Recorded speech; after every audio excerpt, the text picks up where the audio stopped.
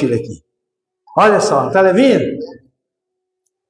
É assim que a gente começa a nossa vida, carregando peso nenhum, com a mochila leve, e a gente vem para a casa de Deus, feliz da vida, adorando a Deus. Quero cumprir o propósito de Deus na minha vida. E tá gostoso aí? Maravilha! Amém, irmãos? Só que Satanás é astuto. E o que eu vou fazer aqui serve para a vida espiritual, a vida conjugal, a sua vida. Tem muita gente doente dentro da igreja. E essas doenças são doenças físicas, emocionais, espirituais. E por causa de quê, irmãos? Sabe o que acontece, irmãos? Aí a mochila está vazia, está gostoso, né? Segura esse sinalzinho aqui. Aí você entra o quê? A falta de perdão, a amargura, o ressentimento. Esse peso aqui representa dentro da mochila isso. E aí você começa a segurar esse peso. E você vai vivendo a sua vida. Mas você sabe que tem esse peso. Aí já não está mais tranquilo, está tranquilo? Você começou a enxergar assim, diferente, porque tem algo incomodando você. Você perde o foco da adoração. Você nem está prestando mais atenção no que eu estou pregando, porque está prestando atenção no peso. Da amargura, da falta de perdão, de ressentimento. Aí Satanás, astuto, vai colocar dentro do seu coração o peso da culpa. Carrega o peso da culpa aí. Até a culpa é difícil de entrar. A culpa, ele está carregando o peso da culpa. Algum pecado que você cometeu, ainda não confessou a Cristo. Aí você já não está concentrado mais na adoração, em viver a sua vida com propósito, porque você está carregando esse peso. E você começa a carregar isso dentro do seu coração. A amargura, o ressentimento. Você começa a carregar feridas, palavras que disseram a você, que machucou o seu coração. Efésios capítulo 4, versículo 31. Coloca lá, Alessia. Alessia não, Alex. Efésios capítulo 4, versículo 31. Os lixos que você começa a carregar na sua alma. E é por isso que você anda desanimado, desanimada. Tranquilo aí? Está ficando vermelho já. Olha só, a palavra do Senhor diz: longe toda a amargura, o lixo, a amargura, o lixo, a amargura, a ira, a cólera, a gritaria, a blasfêmia e toda a malícia sejam tirados de vocês. Tem muita gente carregando esses pesos, é por isso que você está assim. Você começa a enxergar as coisas tudo pelo negativo.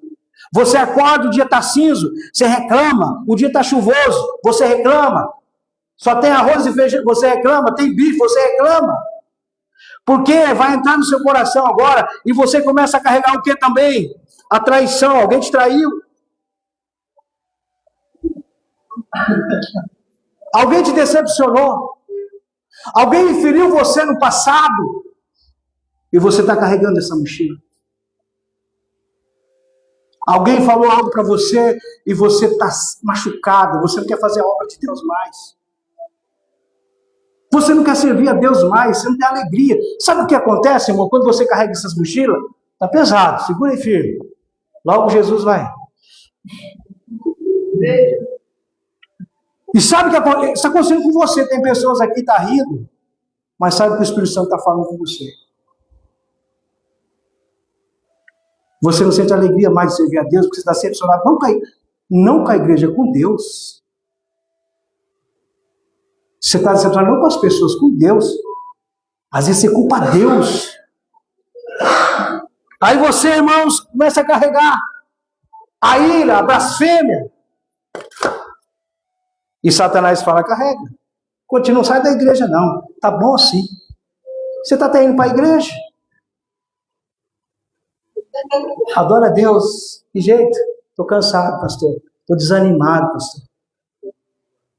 A pressão começa a aumentar. Começa a dar problema físico em você. Doenças. Mas Jesus fala assim, irmão, olha lá. Versículo 32. Olha o que Jesus fala. Sede uns para com os outros benignos, misericordiosos, perdoando, Tira a mágoa. Tira o ressentimento. Coloca aos pés da cruz as palavras que disseram para você, seu passado. Coloca aos pés da cruz. É isso que Deus está dizendo. Vinde a mim todos que estáis cansados e sobrecarregados, e eu vos aliviarei. Eu vos aliviarei. Obrigado, querido. Você precisa entregar a sua vida ao Senhor. Obrigado, João. Amém, irmãos? Você precisa entregar ao Senhor a mochila pesada que você está carregando. O perdão não diz que o erro foi pequeno. O perdão é uma decisão que você toma em colocar aos pés da cruz. Conta-se uma história, irmãos, que dois irmãos permaneceram muito tempo sem conversar. E esses irmãos moravam vizinho, lado a lado, congregavam na mesma igreja, cantavam os mesmos hinos na igreja, tomavam a mesma ceia, mas o coração permanecia distante. Certo dia, ouviram a mensagem da cruz. Antes da ceia, um deles se levantou, abraçou aquele irmão e disse: eu prefiro perder o meu orgulho do que perder a comunhão.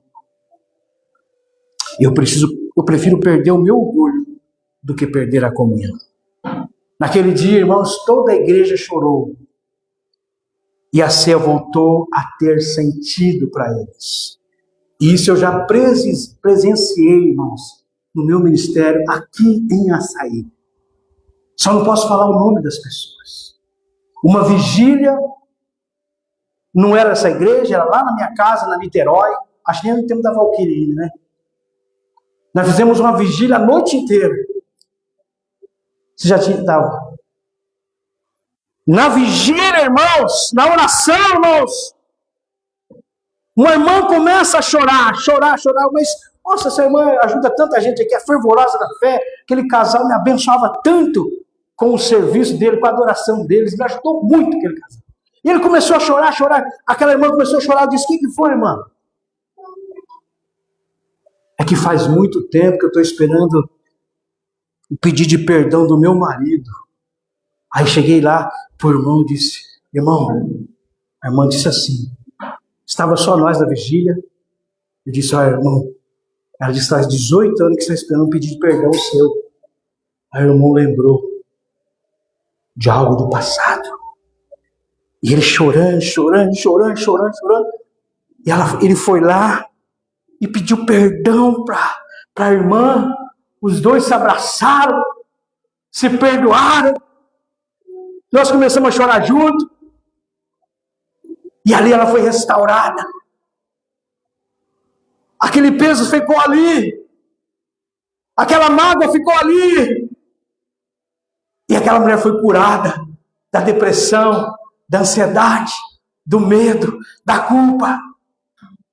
E é por isso que eu não abro mão da vigília, porque é nesse momento que o Espírito Santo, irmãos, está ali naquela madrugada, revelando ao coração. Irmãos, tem gente aqui que precisa ser curado, que precisa ser curada, que precisa, irmão, dizer: eu errei. Por isso a ceia do Senhor, lá em 1 Coríntios capítulo 11, versículo 28 diz: examine-se o homem a si mesmo. Examine-se o homem a si mesmo. Não é examinar o irmão A, B, C ou D. Não é examinar a igreja A, B, C ou D. Examine-se, pois, o homem a si mesmo. É você examinar o seu próprio coração. Não é examinar o coração do seu marido. Não é examinar o coração da sua esposa. Não é examinar o coração do pastor. Não é examinar o seu coração, meu irmão, minha irmã. Onde está o seu coração? Largue esse peso. Coloca aos pés de Jesus. Como está a sua vida? Será que existe alguém que eu preciso perdoar? Será que, irmãos, existe alguém que preciso pedir perdão? Será que a minha vida tem promovido a paz ou a divisão ou ressentimentos? Será que o meu coração está limpo diante de Deus? Queridos, em último lugar, irmãos, a mesa do Senhor é para a família, irmãos. Nós somos uma família. E nessa mesa, irmãos, não existe maiores, não existe menores, não existe ricos, não existe pobres. Todos somos alcançados pela mesma graça. Nós somos lavados pelo mesmo sangue. É o sangue de Jesus que perdoa os nossos pecados. Amém, irmãos? Todos fomos convidados pelo mesmo Salvador. Todos nós, irmãos. Colossenses capítulo 3, versículo 13 e 15 diz o seguinte: perdoando-vos aos outros, perdoando-vos aos outros. Acima de tudo isso, porém, persevere, irmãos. Olha o que o texto diz, Efésios 4, versículo 32. Efésios 4, versículo 32. Antes sede uns para com os outros benignos, compassivos, perdoando-vos uns aos outros, como Deus em Cristo vos perdoou. Irmãos, como Deus vos perdoou em Cristo. Irmãos, como é que você foi perdoado por Cristo, irmãos? Como é que eu fui perdoado por Cristo? Eu era um pecador, perdido, sem merecer, com os meus pecados. Mas Deus amou o mundo de tal maneira que deu o seu Filho unigênito para que todo aquele que nele crê não pereça, mas nós somos perdoados em Cristo, irmãos. Nada que a gente faça vai trazer alguma coisa. É Cristo que morreu na cruz por nós. O perdão incondicional. Deus não espera que você seja perfeito. Não. Deus não espera que você seja perfeito. Porque você nunca será perfeito, e nem eu também.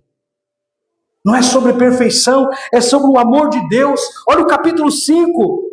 Sede, pois, imitadores de Deus como filhos amados. Sejam imitadores de Deus. Sejam imitadores de Deus, irmãos. Imitar Deus no perdão. Sim, você que guarda mágoa no coração, imita Deus. Tem aquela pessoa que você precisa perdoar, imita Deus.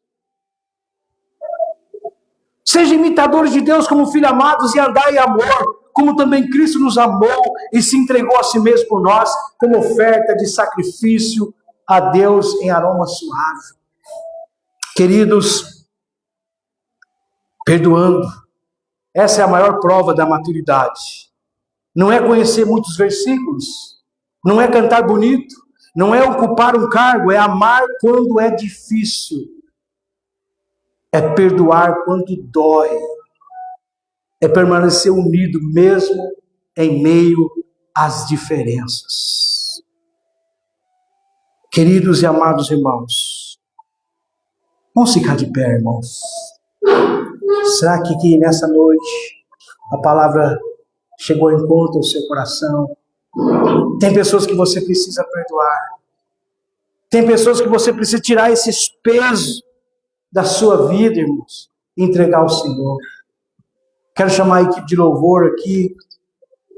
Eu quero que você